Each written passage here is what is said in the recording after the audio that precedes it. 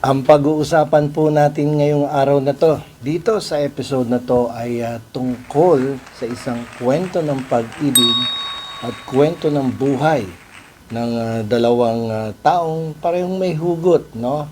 Isa nagpunta sa Spain upang pataasin ang kanyang antas sa edukasyon. Nag-enroll siya ng masteral degree in architecture sapagkat siya ay isang arkitekto dito sa Pilipinas.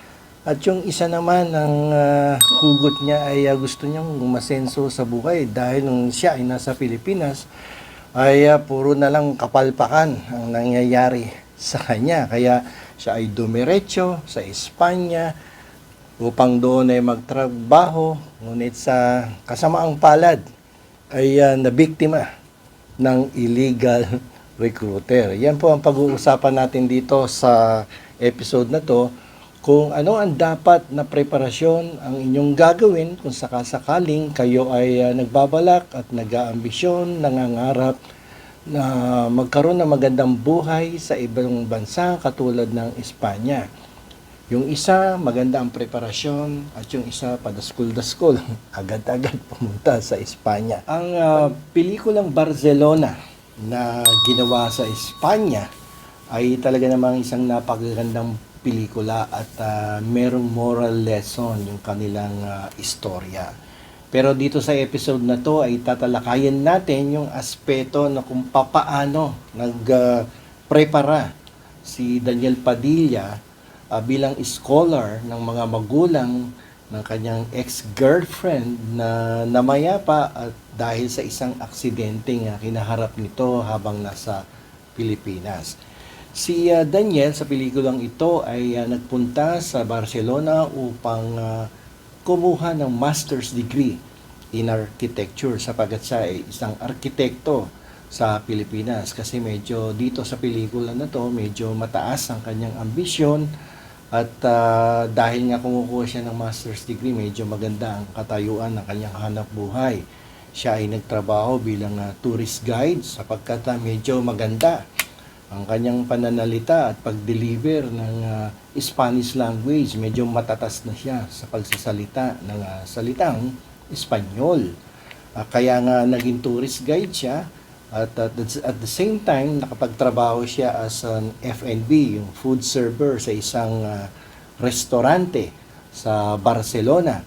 Kasi pag F&B ka doon, yung may customer relationship ang karakter ng iyong trabaho, kinakailangan na ikaw ay medyo fluent sa Spanish language. Kasi ang F&B, alam nyo, kapag yan ang trabaho nyo sa ibang bansa, doon sa Espanya, lalo na sa Espanya, medyo maganda-ganda ang kitaan dyan. Because aside from the basic salary, you are entitled to receive a share doon sa mga tips na tinatanggap ninyo mula sa mga customers. So, kasi mandatory ang tip dyan sa kanila. So, malaki ang kita. So, maganda ang magiging sitwasyon mo. Although, nag-aaral pa siya. Kasi sa Espanya, kapag andodon ka na at bilang estudyante, ikaw ay entitled to work part-time for at least 30 hours per week. So, enough yun para ikaw ay makasurvive, makapagbayad ng iyong tuition fee. But in this case, hindi siya nagbayad ng tuition fee kasi nga scholar siya at makapagbayad ng dormitory at iba pang mga basic na pangangailangan.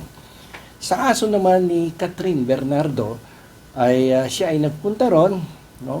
Malalim ang hugot ni Catherine Bernardo sa pelikulang ito. No, nagpunta siya doon bilang isang si Mia, ang karakter niya dito si Mia, dahil madami na siyang kapalpakan na nangyari dito sa Pilipinas.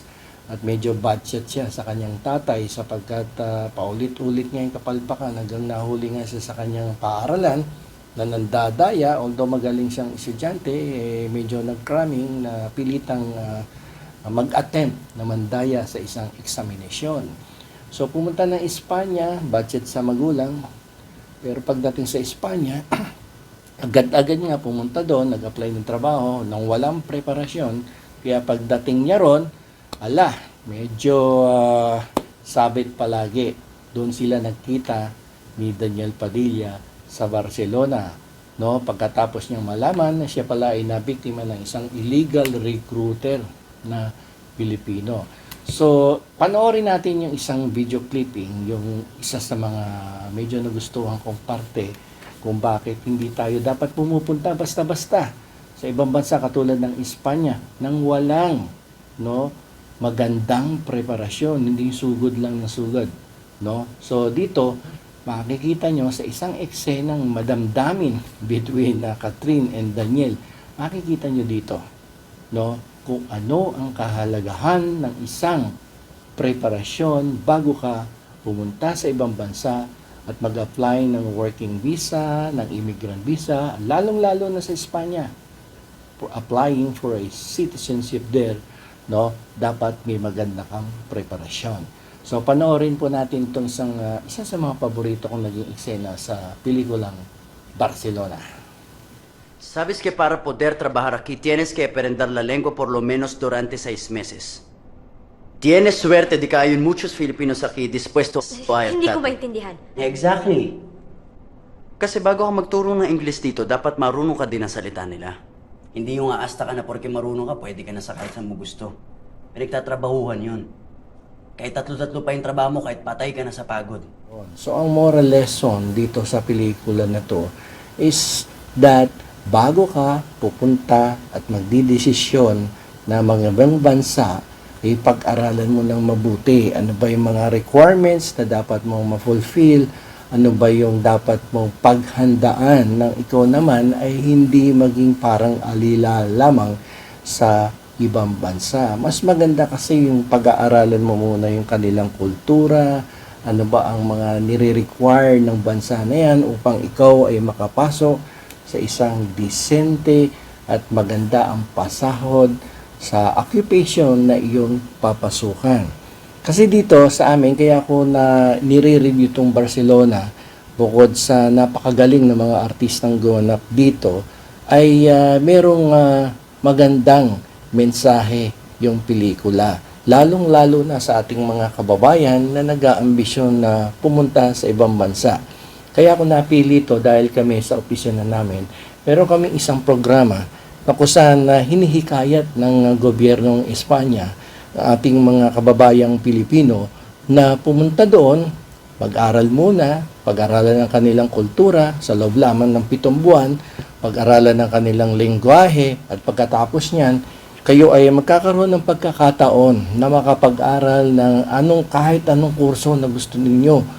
Bachelor's degree, master's degree, doctorate degree in any field, no? For as long as you will be able to complete yung language and culture program nila for at least 7 months, maximum yan, 10 months lang. At pag nakompleto mo yan, ikaw ay bibigyan ng isang scholarship program. No, may scholarship program sila sa mga international students na kung saan 80% no, ng tuition fee ay subsidized ng gobyernong Espanya. Di ba ang ganda niyan? So 80% na lang ang 80% ang babayaran ng gobyerno at sa iyo ay 20% na lamang ang sasagutin mo. Plus the fact na meron ka pang 30 hours per week na pagkakataon na magtrabaho ng part-time. And then, isa sa pinakamagandang sistema dito is that pagkatapos mo mag-aral, hindi ka agad-agad uuwi sa Pilipinas. Kung gusto mo pang mag-stay sa kanilang bansa for additional 2 years, pwede yun dahil bibigyan kanila ng job search visa which is valid for 2 years.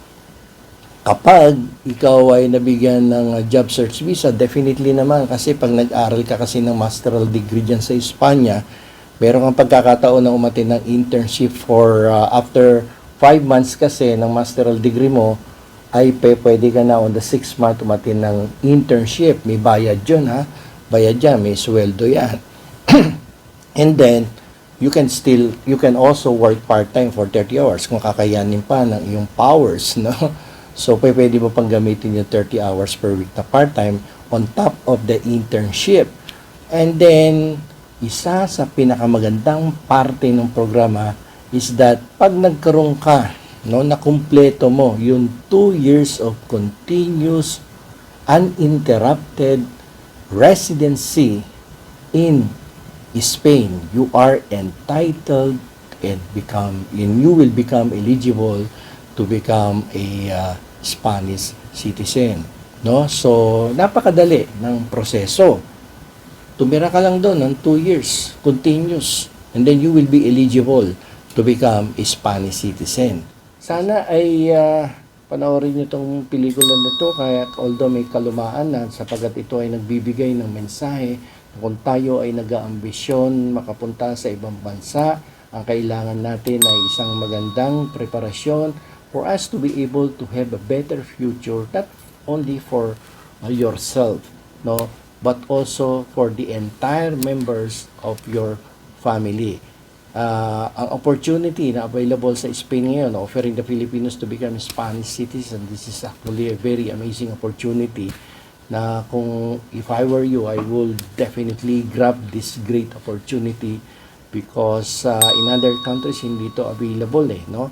2 years of continuous residency and then presto, you will become a Spanish citizen.